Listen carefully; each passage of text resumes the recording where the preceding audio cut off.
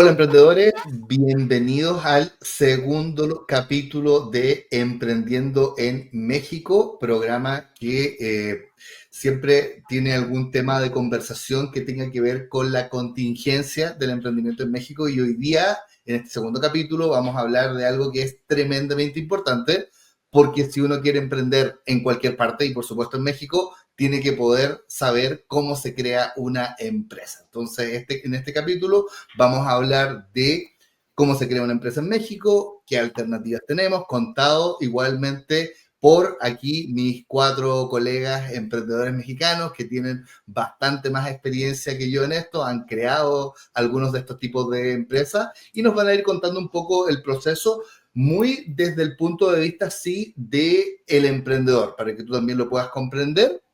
E igualmente entendiendo que después para esto hay que seguir ciertos protocolos que vamos también a ir analizando un poco. También les vamos a contar de la empresa en la que nosotros estamos, hoy día ya la creamos y ahora estamos en proceso de iniciarla. Muy bienvenido Rodrigo, Jesús, Diego, Andrés, un gusto tenerlos aquí en el canal como siempre. Y bueno, partamos con esto, preguntarles un poco, si yo soy un emprendedor y quiero emprender en México, ¿qué alternativas tengo? ¿Por dónde podría partir? ¿Qué opciones de empresa podría crear? Claro que sí, Marcos. Pues te platicamos, depende mucho de la necesidad que tienes tú como persona y tu negocio. Vamos a ir hablando aquí de diferentes ejemplos y también aquí creo que lo que vale la pena, como bien decías tú, es que cada uno de nosotros va a hablar desde nuestra experiencia, desde lo que hemos hecho, lo que nos ha funcionado y a lo mejor algunas áreas de oportunidad que hemos visto en los regímenes donde nuestras compañías o nosotros como personas físicas estamos tributando. Entonces, podemos empezar por las dos más básicas, que son persona física con actividad empresarial y RECICO, que significa régimen simplificado de confianza. Estas no necesitas de socios, tú lo puedes hacer de una forma muy sencilla y muy ágil. Algunos de los beneficios que puedes tener cuando tú tributas aquí y empiezas aquí antes de migrar a alguna otra figura es en la parte, por ejemplo, de reciclo, tú lo puedes hacer si das algún servicio de asesoría, de consultoría, si realizas ventas o haces comercio, siempre y cuando tú no te pases de cierto límite al año. Ese límite, en el caso de Reciclo, son 3 millones de pesos y es uno de los mejores regímenes que hay actualmente en México para personas que no superan esa cantidad. ¿Por qué? Porque tú vas a poder tener el beneficio de pagar entre el 1 al 2.5% sobre tu ingreso total. Entonces, eso quiere decir que, por ejemplo, si tú vas a ganar menos de 300,000 pesos con este emprendimiento al año, vas a pagar el 1% de lo que ingrese a tus cuentas. Y si ya te vas al límite, hasta 3 millones de pesos. Y esto puede ser que haya meses donde a lo mejor facturaste 400,000 pesos, pero el siguiente mes a lo mejor facturaste 50,000 pesos. Siempre y cuando tú no excedas ese límite de 3 millones, te irías al tope de 2.5% de impuestos sobre el total de tus ingresos.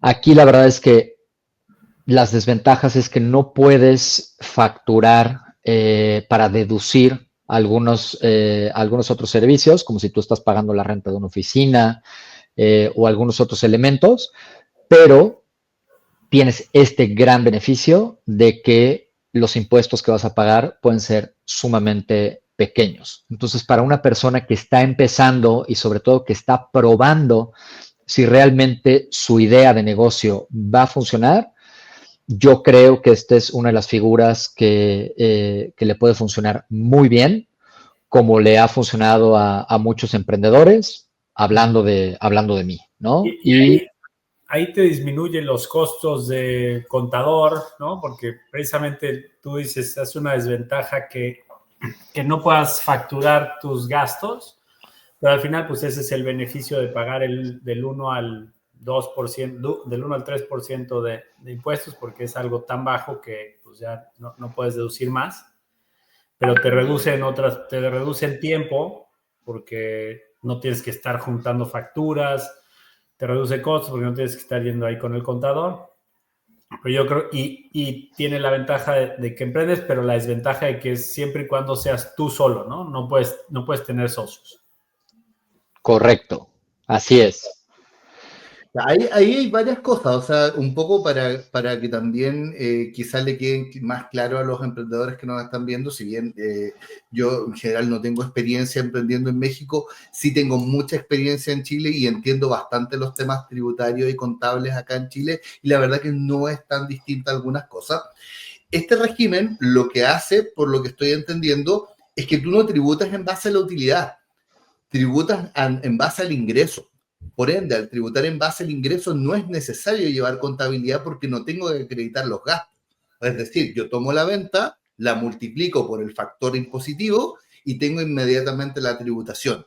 Como las ventas son bajas finalmente el gravamen igualmente es bajo, normalmente debería terminar pagando poco en impuestos y efectivamente esto seguramente ya no es viable para un negocio más grande, tanto porque me voy a pasar en venta, como también porque necesito llevar contabilidad en otro tipo de negocio para poder efectivamente acreditar adecuadamente los gastos. Es algo inicial o eventualmente quizás para mantener un negocio pequeño, que también puede ser una decisión de alguien que quiere controlar algo y no tener algo que se escape mucho y que le quite tanto tiempo en la gestión.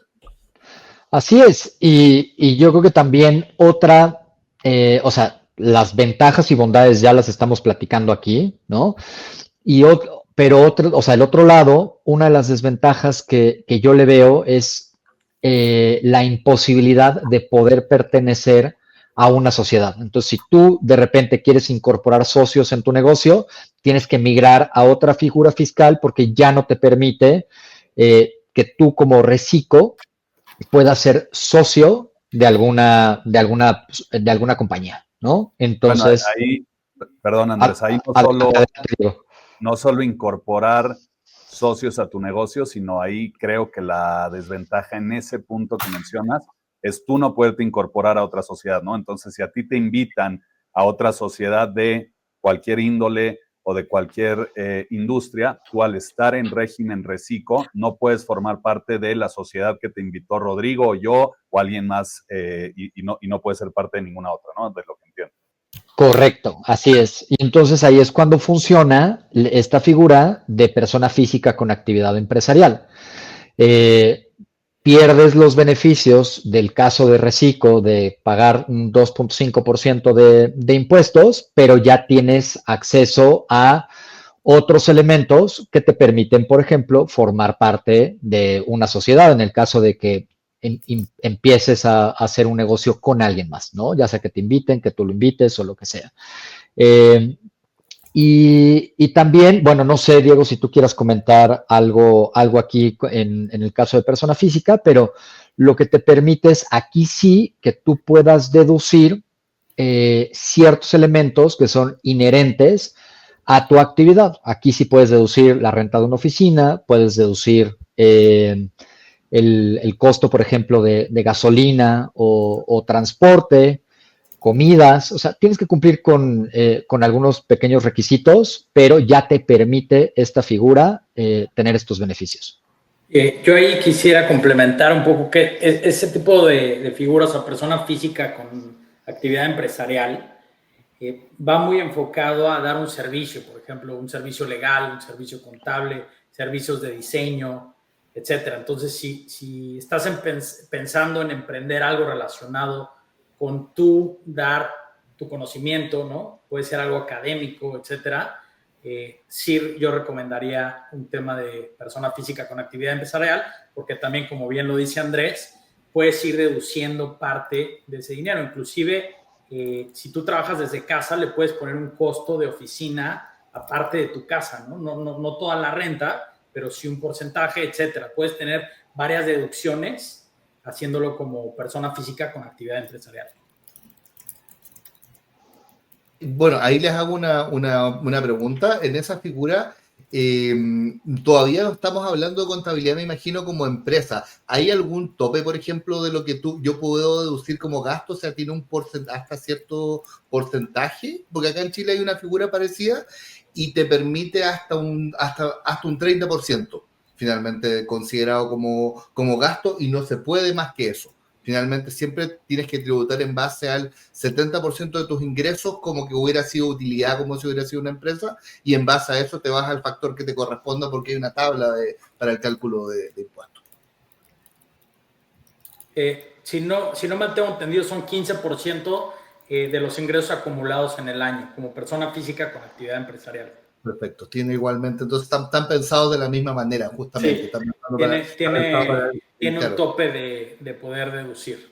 Exacto, o sea, todavía no está pensado como tanto para una empresa, sino que, como tú muy bien decías, Jesús, para alguien que quizás ejerce su profesión o una actividad profesional y trabaja solo. Por ejemplo, no sé, acá en Chile se da mucho que los médicos tributan así, porque en realidad, aunque tributaran como empresa, tampoco es que podían acreditar mucho gasto.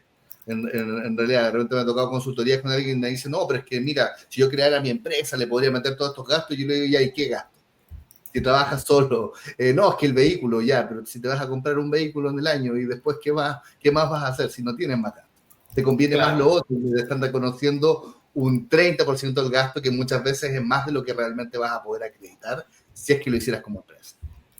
No, y ahí digo, ahora les cuento un poco más a detalle de cómo lo hacemos nosotros en la empresa, pero justo de lo que están hablando, yo justo estoy en ese régimen, ¿no? O sea, yo soy socio de Winkel, que es una SAPI de CB, que ahora les cuento un poco más a detalle las ventajas y de qué se trata la SAPI. Por el otro lado, yo estoy como persona física con actividad empresarial, que eso lo uso para toda la parte de consultorías que doy yo, ¿no? Que son consultorías en marketing digital, en medios, en diferentes temas que hago de consultoría. Entonces, toda la parte personal de consultoría lo hago como persona física con actividad empresarial, y lo demás y mi empresa y mi trabajo día a día es la parte de Winkel, que es esta SAPI, ¿no? Que ahora un poco más adelante les cuento el detalle de qué se trata.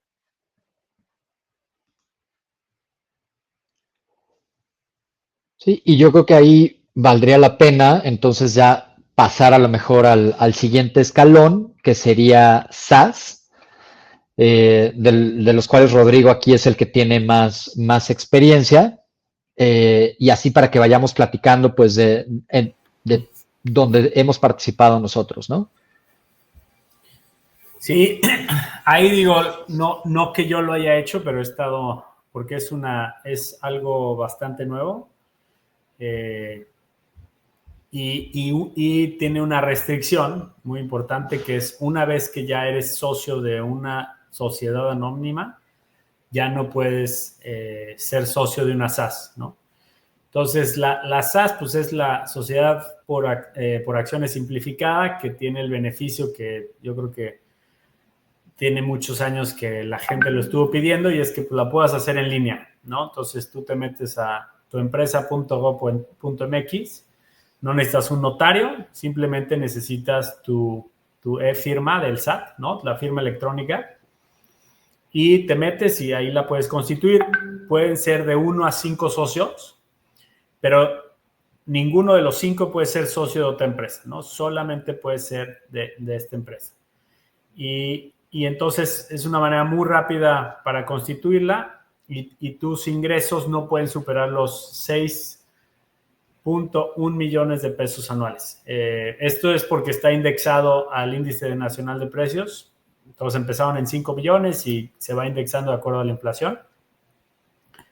Y si superas esto, el beneficio que tiene es que ya te puedes ir como una SASB.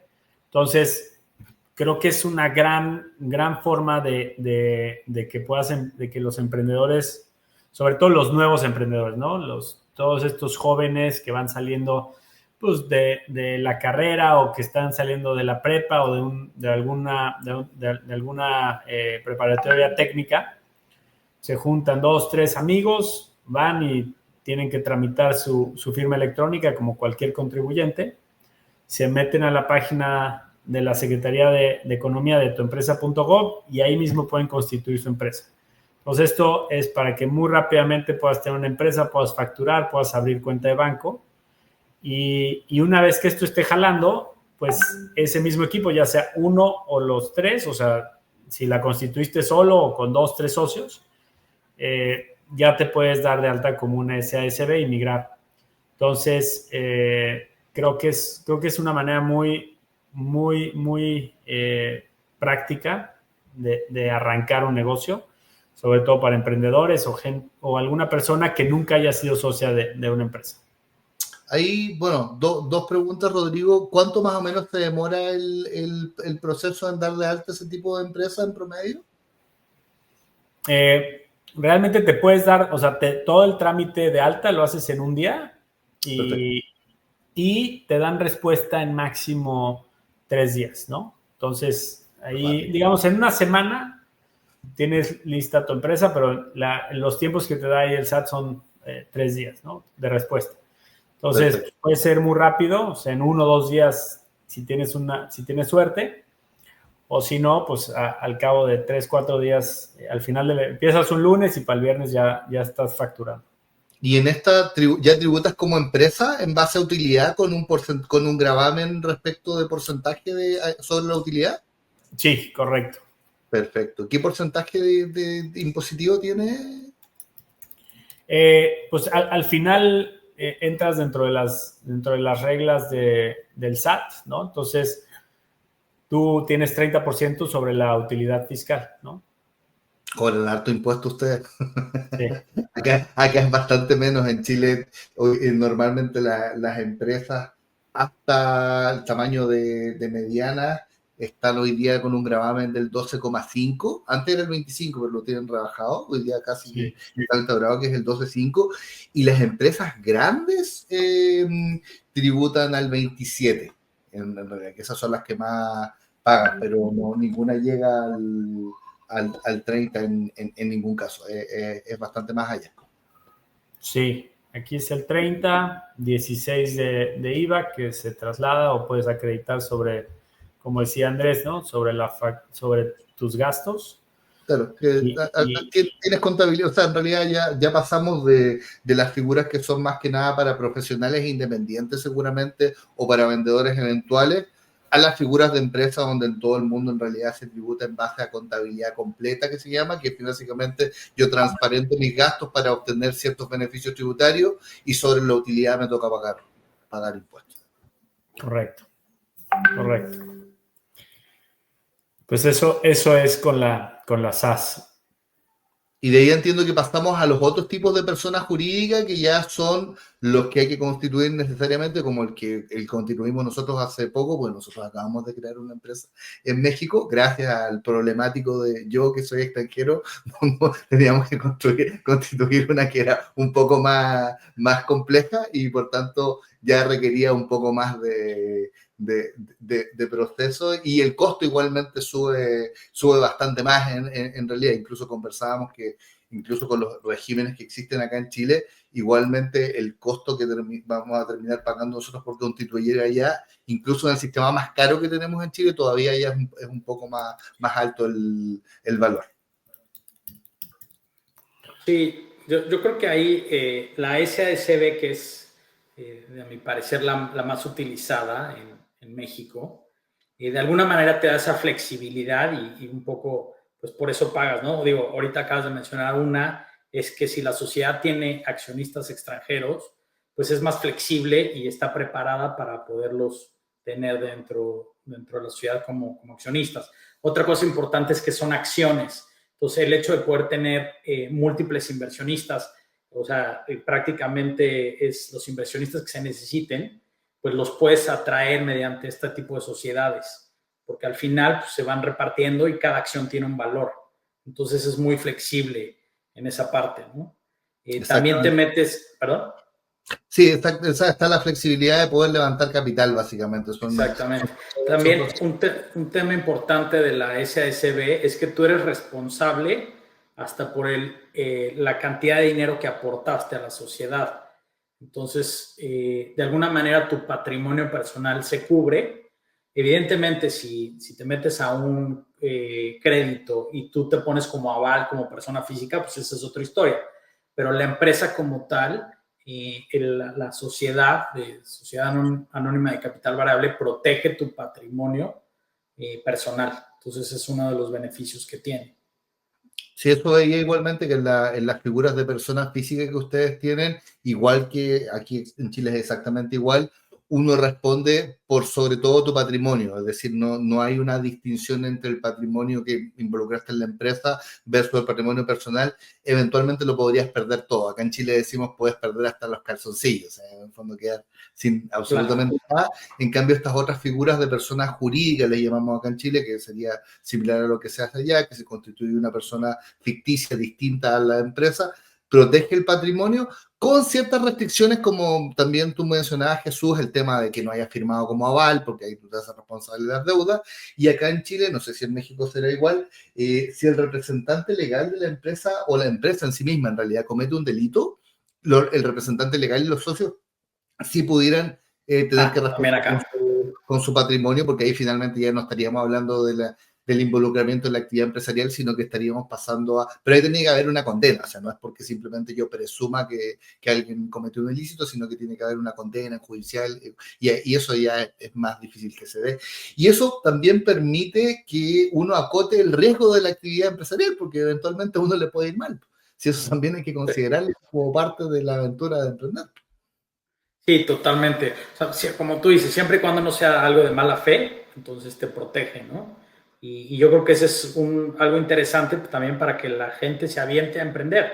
Evidentemente es más caro y lleva un proceso notarial que quizás es más engorroso, más allá de que sea complejo, simplemente es mayor documentación, pero al final lo puedes lograr sin ningún problema, ¿no? Y yo en mi caso, toda mi vida empresarial lo he hecho a través de SADCBs, que es lo que me da esa flexibilidad, ¿no? Y no me he movido. Eso es, hasta el momento a mí me ha funcionado correctamente, y también siento que te da robustez con los bancos, con los clientes. Normalmente te van a pedir actas, dependiendo un poco obviamente de tu giro. En mi caso, cuando han sido clientes, empresas o corporativos, en su mayoría piden SADCBs porque tienen que ver las actas, tienen que ver ese tema más formal, ¿no? Que hay atrás un notario que dio el aval, tienen que ver ese respaldo, quién es el representante legal, etcétera, etcétera. Entonces, si tu negocio va enfocado a trabajar con empresas o corporativos, mi recomendación sería que formaras una SADCB.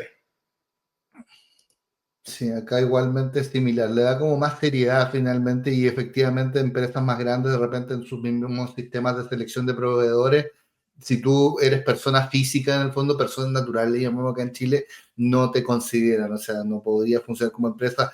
Hay ciertos regímenes tributarios, por ejemplo, tributaciones de segunda categoría, que sería la figura donde tributan los profesionales, tampoco, porque no es considerado empresa, y claro, y efectivamente ahí se le da mucho más valor a esta idea de también de que haya pasado más filtro, más proceso, también un mayor nivel de inversión. Ahí sí podrían comentar un poquito cuánto se demoran los procesos de crear estos tipos de empresas, especialmente esta última, y el costo también, para que lo tengan más claro la gente que nos está viendo. Sí, sí, por supuesto. Más o menos te vas a demorar unos 20 días a un mes, y también es algo importante comentarlo. Mucho de este proceso involucra al notario, los despachos notariales, y eso es quizás una parte importante de ese tiempo, ¿no? El que el notario tenga esa disponibilidad. Ahora, porque realmente el proceso lo podrías ejecutar en un día. Sin embargo, normalmente estas esperas de las agendas, tanto de los socios como del notario, hacen el proceso. Y ya una vez que tienes, digamos, tus actas, tienen una firma, de ahí se mandan a la Secretaría de Economía, a donde se registran formalmente, y ese periodo también dura unos 10 días. Entonces, mi cálculo es que te vas a tardar un mes en que ya tienes tus actas constitutivas. Con eso puedes abrir tus cuentas de banco. También, antes de la cuenta de banco necesitas ir al SAT, ¿no? A la Secretaría de Hacienda y Crédito Público, al final, a sacar tu RFC, que con el RFC es, digamos, tu número o tu número alfanumérico que te va a dar la opción de poder abrir una cuenta bancaria, te va a dar la opción pues, prácticamente de estar dentro del sistema legal mexicano, ¿no? Sin esa parte no estás dentro del juego y dentro de la economía formal en México. Entonces, una parte es bien importante entenderlo, tener la estructura legal de acta constitutiva, y otra parte, que es por separado, es tener tu RFC, ¿no? Que es tu número, digamos, como de empresa, que te va a dar juego y te va a dar el acceso a que tengas una cuenta bancaria, tener todo lo que significa entrar dentro de la legalidad mexicana. Claro, que es tu número para tributar, básicamente, que es lo que así lo consideran normalmente los países. En el fondo necesitas un código con el cual te van a cobrar impuestos, básicamente, y una base del que vas a tributar y sin el que no puedes funcionar. Y al parecer los sistemas no son tan distintos por ¿Y el costo total aproximado? Sí, eso también puede llegar a variar un poco en los despachos notariales, pero si no estoy equivocado, anda alrededor de 15,000 pesos. O recuérdame ahí, Ro, tú tienes el. Sí, o sea, de entre 15,000 y 25,000 pesos, dependiendo de pues, el despacho y la formalidad. Como ustedes vieron, nosotros fuimos un despacho muy bonito, muy formal. Y ese sube el precio, 5 socios, un extranjero, todos son recargos. Nos trajeron café y galletas a todos, entonces las tienen que amortizar. Yo creo ahí, ¿no? Y creo que ahí en esa parte, pues, y parte de lo que también queremos hacer y no ayudar al ecosistema emprendedor, pues igual es ayudarlos y buscar una manera de que a los emprendedores les cueste más barato, ¿no? Y esperamos lograrlo pronto. Pero sí está ahorita entre 15 y 25,000 pesos. Sí, próximamente van a estar teniendo noticias del canal donde ya vamos a empezar con la parte de consultoría, donde efectivamente vamos a prestar estos servicios de constitución e inicio de empresas en México, justamente como dice Rodrigo, mediante alianzas, buscar precios competitivos, digamos, que sean más atractivos por volumen y mucho más accesibles, sobre todo al emprendedor que está iniciando. No hay por qué ir a crear la empresa en Santa Fe al frente de la concesionaria de Rolls-Royce, no es necesario. Eso encarece los costos. Estábamos hablando antes con Jesús de que hay que bajar los costos al inicio y estamos partiendo al revés nosotros. Vale, sirve para lo mismo, ¿no? La empresa vale igual. Exactamente. Y después, bueno, entiendo que independiente del tipo de empresa, como decían ustedes, así como ya para ir resumiendo y cerrando, necesito darme de alta en el SAT y ahí cuenta bancaria. ¿Me falta algún proceso? ¿Hay algo más que necesite para poder operar o ya con eso ya me puedo lanzar a vender? Sí, digo, ahorita yo creo que sería importante, Diego tiene experiencia en lo que es una SAPI, que esa creo que es muy interesante para un emprendedor un poco más, vamos a llamarlo, estructurado, que está buscando una estructura de capital de inversión, donde va a buscar inversionistas, donde va a tener, se creó esta nueva figura que Diego nos puede platicar un poco. Pero cerrando el tema, hablando de una SASB, tú haces tu constitución, vas a una cita al SAT para dar de alta las huellas y te hacen una verificación facial y huellas, obviamente para que se valide que eres una persona, o sea, que existes, ¿no? Y digamos, para tenerte bien fiscalizado, y de ahí ya, como decía Chucho, ¿no? Tienes tu RFC, tienes tu firma electrónica y esa información es la que te va a pedir el banco para que te puedan abrir una cuenta, ¿no? Todos estos procesos están hechos para evitar el lavado de dinero y para, pues digamos, toda esta ley antilavado que se generó, son todos estos controles y checkpoints para que las empresas sean completamente validadas, ¿no? Entonces, ya con eso tienes tu empresa facturando y una cuenta de banco donde puedes recibir tus ingresos.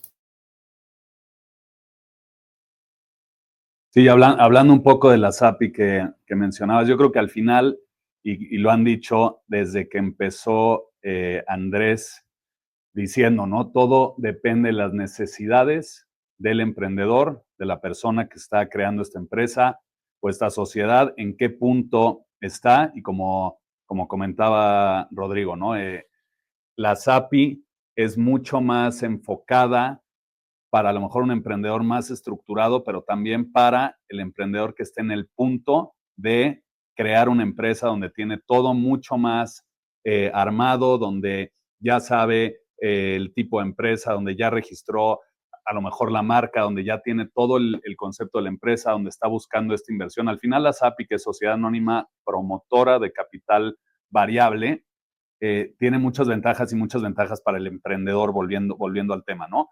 La primera, y creo que la más importante, y por eso les decía hace rato que nosotros, bueno, mis socios y yo creamos Winkel, que es la empresa, como una SAPI, en un punto donde ya estábamos muy estructurados, donde ya sabíamos exactamente lo que queríamos, donde sabíamos qué tipo de inversionista o de inversión estábamos buscando, con quién le íbamos a ir a buscar, y ahí es donde hace muchos años nos recomendaron esto, ¿no? El tema de la SAPI, que esa es la principal ventaja, ¿no?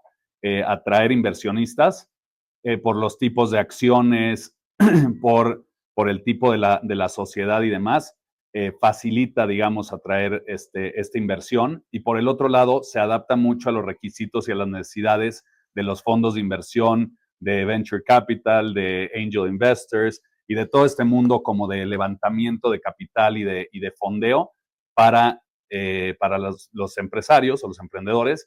Y al final es muy, o yo diría que es la ideal, insisto, depende del tipo de empresa y de las necesidades, pero lo ideal para un tema de startups, ¿no? Porque además del tema de atraer inversión o atraer estos fondos de inversión, venture capital y demás, es la sociedad más fácil, por decirlo de cierta manera, de poder salir a bolsa en el futuro, de poder escalar, si la intención de esta sociedad o de esta empresa, que muchos de los emprendedores la tenemos, es tener esta exit o esta estrategia de salida. Estás buscando que en cierta industria el grande o el gigante de la industria en algún momento te compre. La SAPI es la más recomendable, ¿no? Y obviamente tiene algunas desventajas de cierta manera, que va de la mano con lo que comentaba Chucho de la SADCB, ¿no? Y desventajas me refiero porque es la que toma más tiempo, o sea, muy parecido a una SADCB. Al final el proceso es muy parecido, el costo es muy parecido y es algo que puede tomar entre 2 y 4 semanas, es algo que cuesta justo entre 15 y 25 mil pesos, más o menos, dependiendo de lo que ya decían.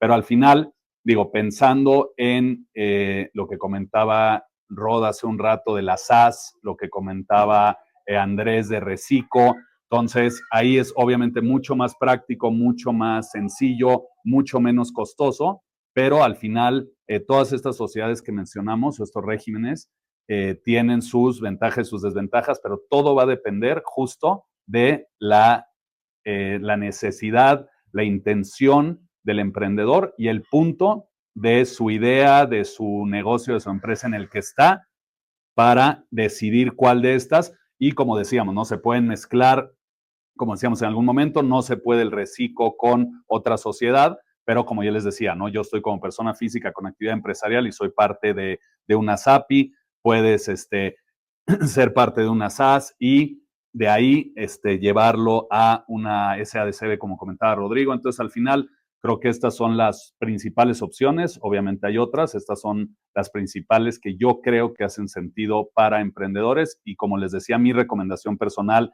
y depende en el punto en el que estén, es justo la SAPI, ¿no? Claro, o sea, en resumen, igualmente, como el emprendimiento es dinámico, hay que ir buscando la figura que me convenga en el momento en que estoy emprendiendo y eventualmente en el futuro igualmente quizás la puedo ir cambiando una estructura que se vaya acomodando mejor a lo que vaya haciendo en su momento también. O sea, no quedarse con la idea de partir con esta empresa y me voy a quedar siempre ahí, sino que finalmente me puedo ir adaptando de acuerdo a las condiciones finalmente del entorno, económicas, etcétera. Sí, ahí como bien decía, ¿no? De lo más básico que es persona física y reciclo, hasta lo más, vamos a llamarle sofisticado, que es la SAPI, ¿no? Y obviamente con la sofisticación llevas el tema de costos, porque ya en una SAPI no solamente tienes que pagarle al notario, sino ahí sí tienes que incurrir en costos de abogados. Digo, y lo puedes hacer tú, pero obviamente quieres que esté bien estructurado, porque ahí lo que te permite la SAPI, como decía Diego, es poder tener estos acuerdos de accionistas, ¿no? Donde se pueden crear estas estructuras, vamos a llamarle sofisticadas, donde puedes vender acciones, puedes permitir inversionistas, puedes sacar socios, puedes limitar la responsabilidad operativa, la responsabilidad fiscal, el reparto entre socios, o sea, todo eso lo puedes definir en el acuerdo de accionistas, y obviamente pues eso te deja una estructura muy, muy clara desde el principio, que a un inversionista pues es lo que busca, ¿no? Solidez y garantías. Entonces, la SAPI está hecha para que puedas adherirte a este acuerdo de accionistas, que acaba siendo un punto legal, y si ahí dice que cada año se van a repartir el 10% de los ingresos, bueno, de las utilidades, y en partes proporcionales para los socios, así es, y no hay de que algún socio hizo algo diferente, se van al acuerdo de accionistas y eso es un documento legal. Pero obviamente la estructura correcta de esto debe ser revisada o elaborada por un abogado y eso tiene un costo, ¿no? Requiere más asesoría finalmente en el proceso. Así es.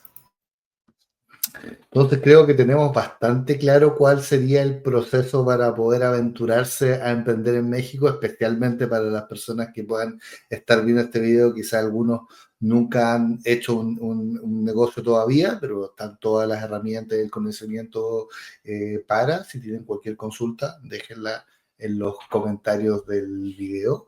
Como siempre, muchísimas gracias por haber visto el canal. Suscríbanse, denle me gusta, compartan con más emprendedores.